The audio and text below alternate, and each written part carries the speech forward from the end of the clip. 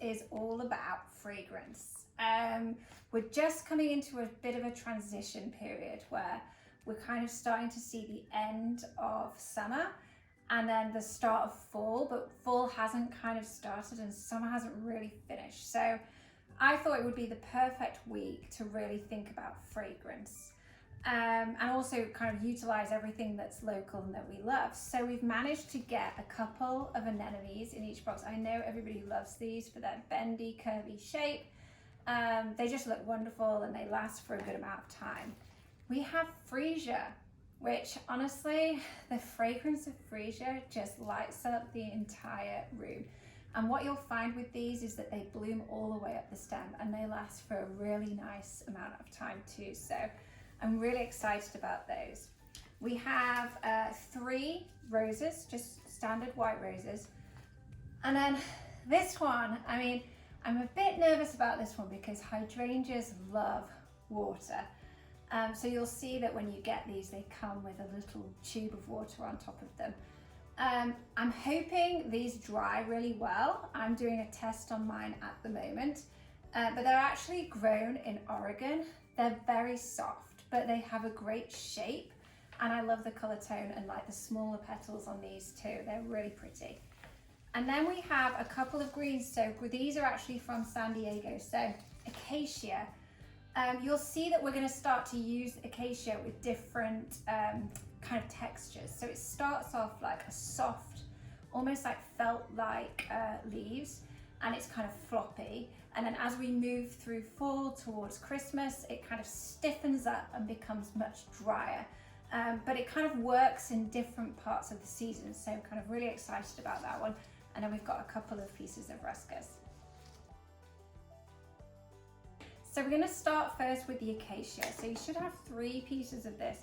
It can be quite wide, and I like that because it helps to create shape. So obviously you need to kind of cut. If you have any smaller pieces lower down the stem, I'd suggest cutting them off, kind of leaving them to one side because we can definitely use those in a minute. And then for the bigger pieces, just cut and strip. And basically I always put one to the right and left side just to frame it. And then the last piece, it's actually quite a tall piece, so I'm going to cut that into 2 pieces, strip this one just to remove the leaves. And then really you're kind of just helping to complement the shape. So you can have one at the back. And then the shorter pieces here, we can just add those towards the front just to help complement the shape. So maybe the right side, left side a little bit, like that. So then the ruscus, we're going to actually blend that in between the acacia. So it's a really nice kind of rich green arrangement. So just do the same thing, like you want to make sure there's no leaves lower down the stem that fall into the waterline. And then just cut it down so it falls a little bit shorter in between the acacia. A motorbike going past, so you can hear that. There we go. Perfect. Take the hydrangea next. So a couple of things about hydrangea. They absorb water from the head as much as they do the stem.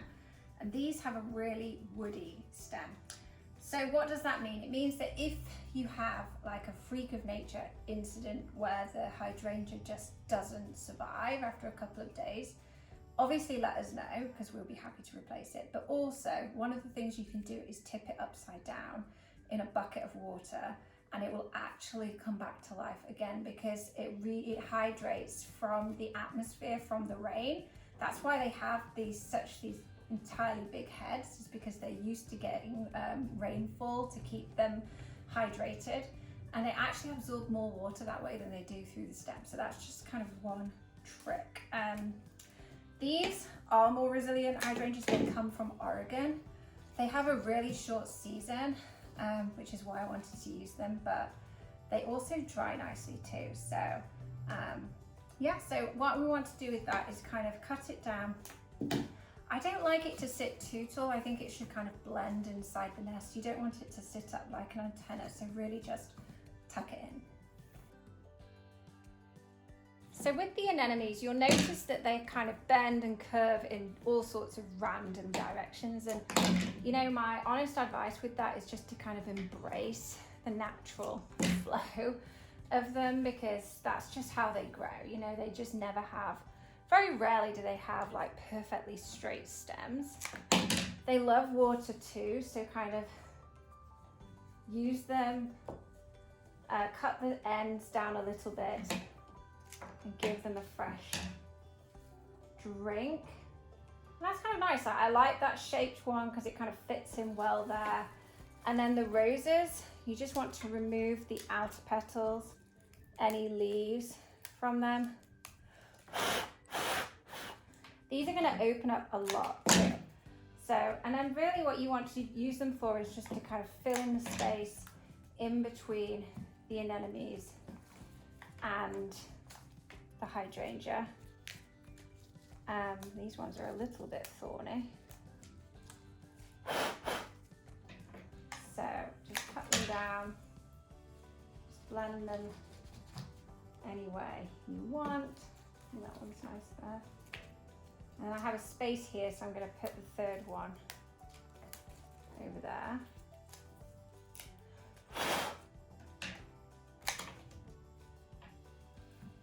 Like that. Maybe cut this one down a tiny bit more because it's a bit high. And then the freesia, oh, the smell of the freesia is amazing. I love it. You can keep, these pieces are not going to bloom. So it's up to you. If you have a taller vase, you can keep them on.